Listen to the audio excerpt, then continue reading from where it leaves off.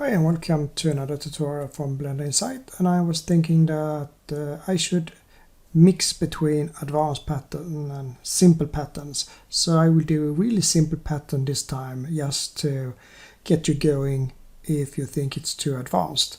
So we do this simple rope pattern here, and to make that we need to think a bit how it looks, and right now it's just diagonal lines that are cut in the top and in the bottom. So let's try to do that with math. So Shift A, and then we go to input and select the texture coordinate, and to get the diagonal we could just add A and B together, and then we need some repetition. So we start with the scale, so we can get in some repetition, and then we separate with X and Y and Z, and that means that we now can add these two together.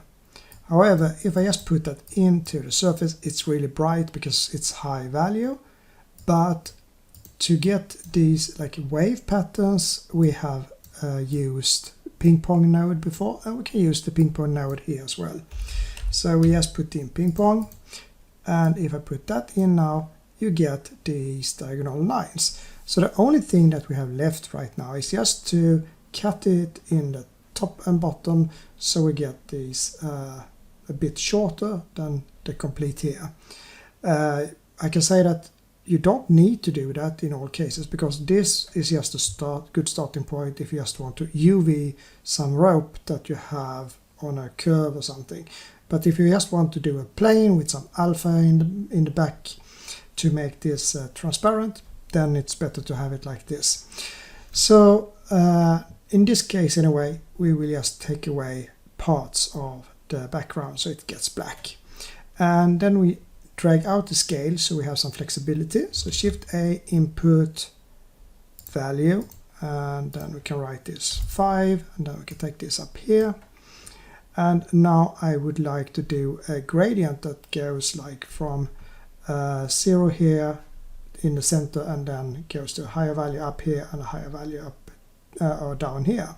And to make this a gradient, it's the same technique that I used before, but with a higher number. So I divide this by 2, and then I can use the y-axis here, because that is the height, and subtract with the calculated value that I have.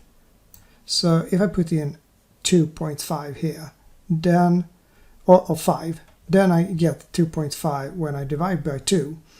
And if I subtract 0.5 0 with 2.5, I can get negative 2.5, 2, and positive 2.5. So that means that if I now drag this here, I have a negative part here and I have positive, and this is the center. And that you recognize from the earlier thing I did when we tried to get the center in the UV. It's just a bigger number that we use with the value. So now it's always in the center regardless of the value that I put here. So now it needs to be positive on both the up and the down. So we can add an absolute. So now it looks like this. And now it's just to reverse it, so we get this part kept and this part gone. So it's just to do a subtract here. So we do it like this, put that in here, and now you have the rope here. You can then decrease or increase the height. And now to put these two together, it's just to use a smooth minimum, because then we can get the edges to be more rounded around here, so it looks more like a rope, so that it's like squared.